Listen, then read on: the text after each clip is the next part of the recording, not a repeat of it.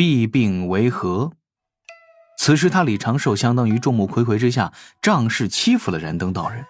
燃灯刚刚只是责问一句，并未对龙吉发难，很容易借势洗白一波，来提升一下自身的威望。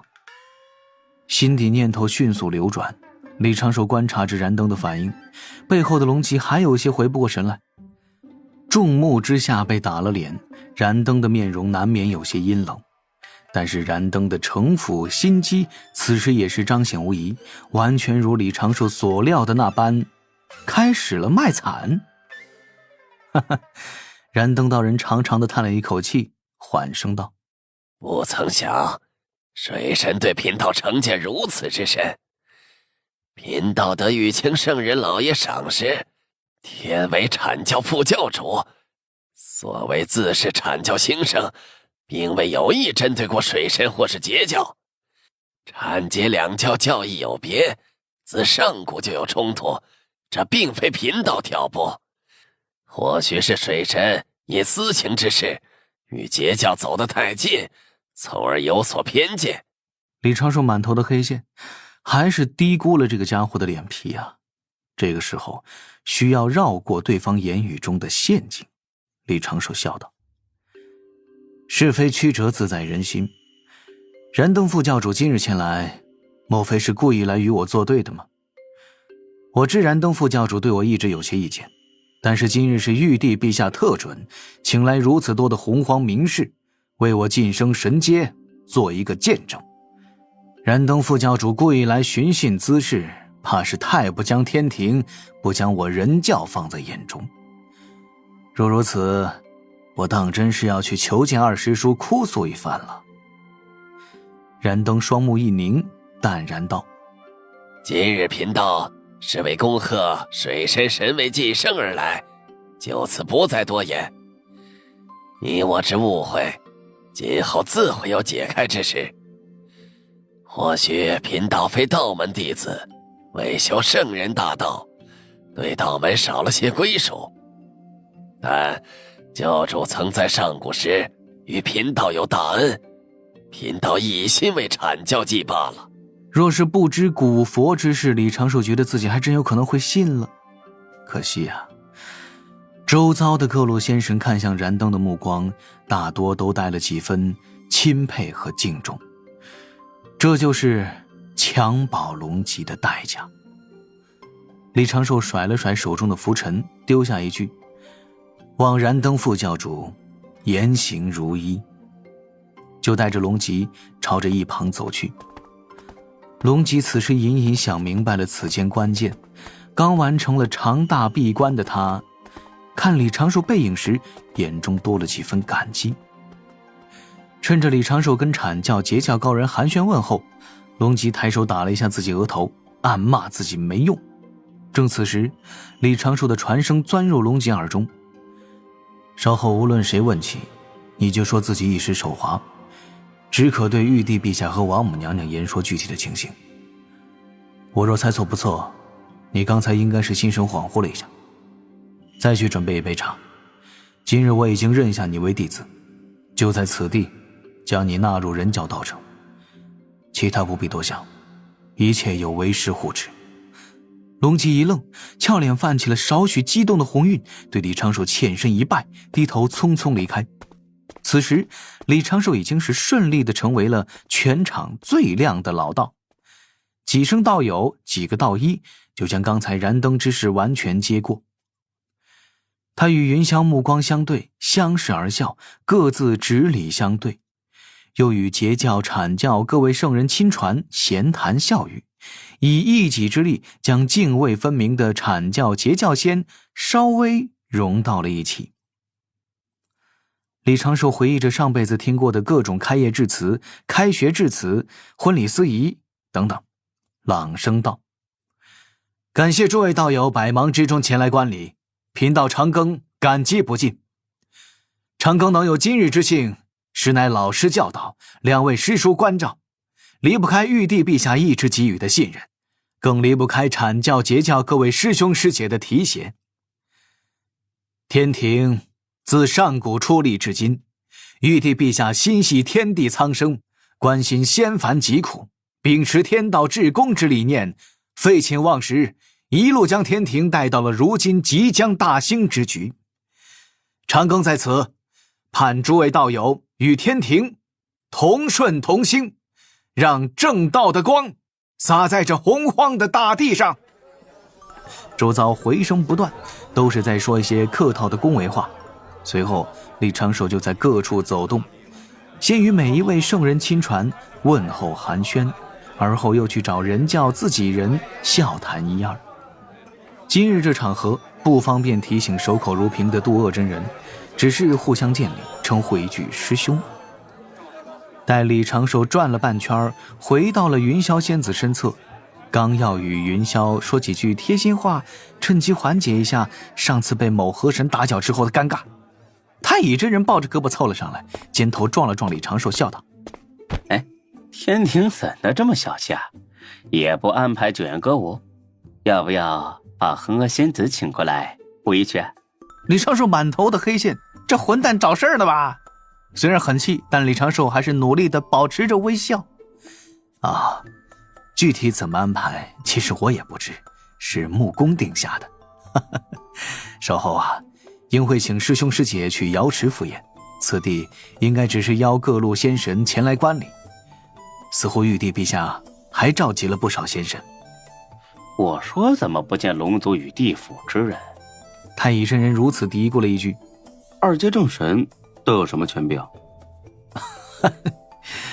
不过是为天道卖命，并无什么权柄之说。太乙真人眨眨眼，摇头道：那还是算了，本还想着培养灵珠子在天庭任职，看他挺喜欢天庭的氛围。今日怎么不见灵珠子啊？他说是要给你准备贺礼，此前去找他的好兄弟去了，稍后对你献贺礼时应该能见他。哎呀，徒弟都能胳膊肘向外拐，确实是贫道此前不曾想过的。徒大不中留啊！大概是与人品气质有关。李长寿挑了挑眉，轻笑着走向侧旁。太乙真人倒也不气，转身找阐教仙继续聊天去了。燃灯身旁也聚了几名阐教仙，毕竟这里是公开场合，阐教哪怕私下拉帮结派，也不能直接表现出来呀。太白殿内，截教的几位仙子最是耀眼，他们聚在一起时气场太强，让各路仙神退避10丈开外。也就李长寿能够很自然地融入其中，与云霄仙子传声聊了几句，完美地度过了此前的尴尬期。云霄叮嘱道：此地宾客众多，你莫要在一处停留太久。虽名声2字不过浮云流水，但今日来此地的仙人都是为你庆贺，莫要怠慢了，让他们心中不痛快。是。李长寿老老实实地应了一声，又端着拂尘做了一个道揖：贫道遵仙子教诲，这就继续去各处转转。云霄的目中带着3分嗔意，一旁的琼霄、碧霄掩口轻笑。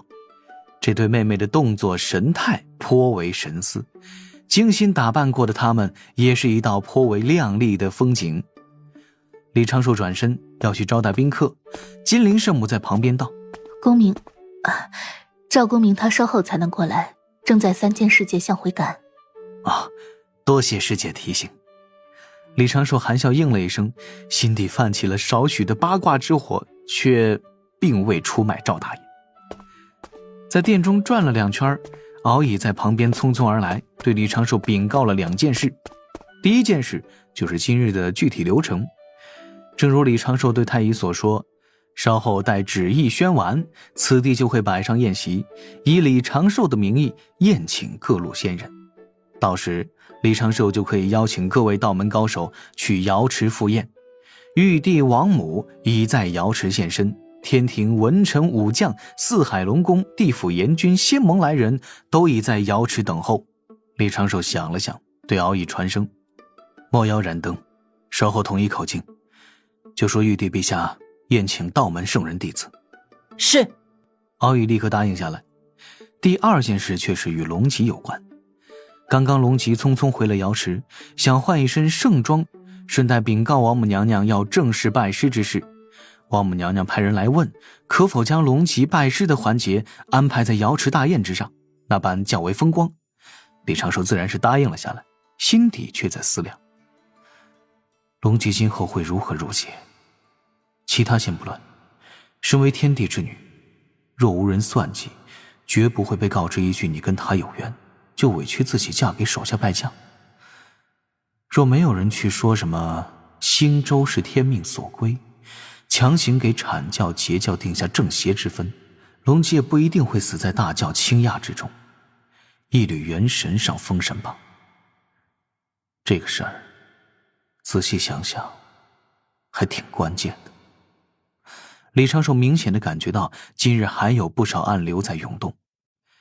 地藏的贺词不知何时现身，也不确定西方这一次是来对自己贺喜，还是来给自己捣乱。忽听殿外雷声阵阵，又见漫天祥云汇聚，天道之力越发浓郁。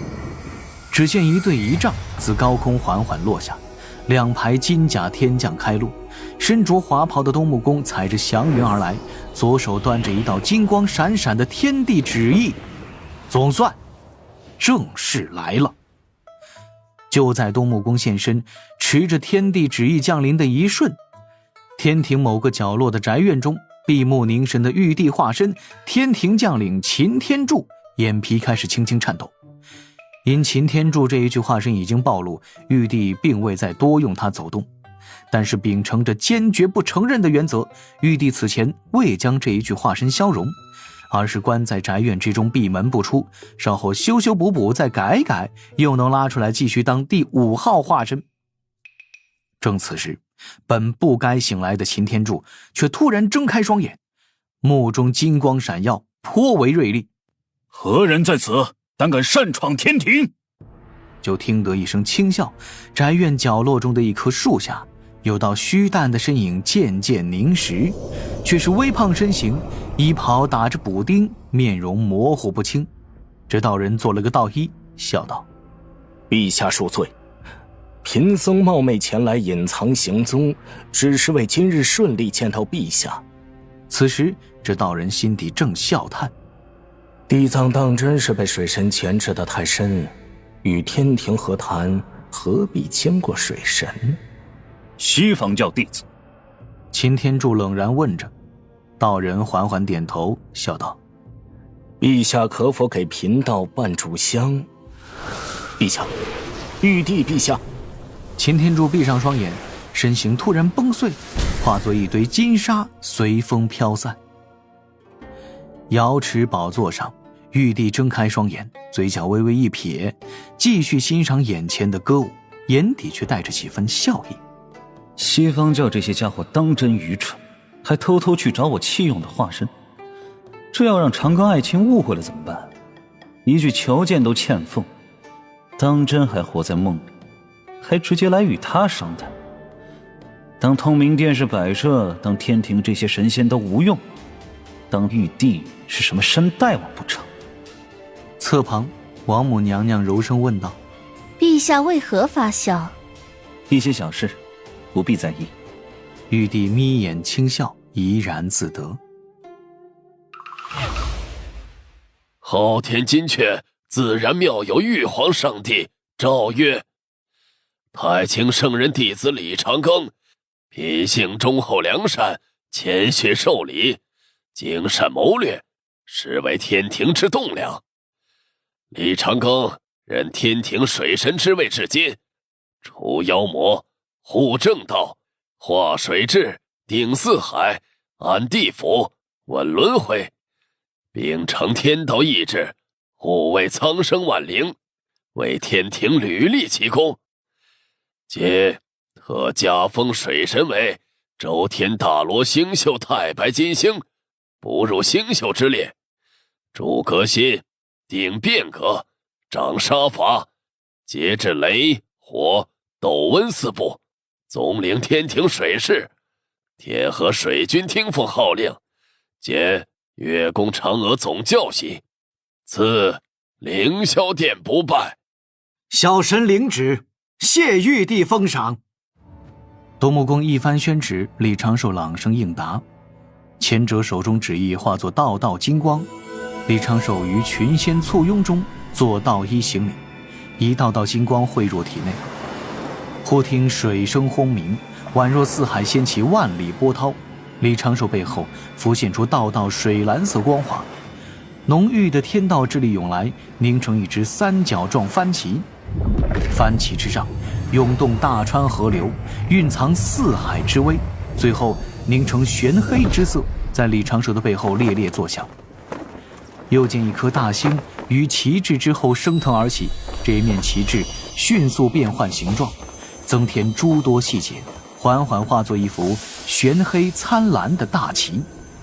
李长寿的心底泛起了少许明悟，抬起右手，这宝旗自背后飞来，落归他手中，竟与实物一般无二。得天地之造化，凝天庭之神权，蕴天道之伟力，其名真武造角旗。李长寿道心清正，面容却是古井无波，继续按照此前所想的那般，将手中的宝旗轻轻摇晃，在众仙面前显露天庭神位之力。天地骤然变暗，于东天升起一颗大星，光亮虽不比日月，却是那般的耀目，引动黑暗前的黎明。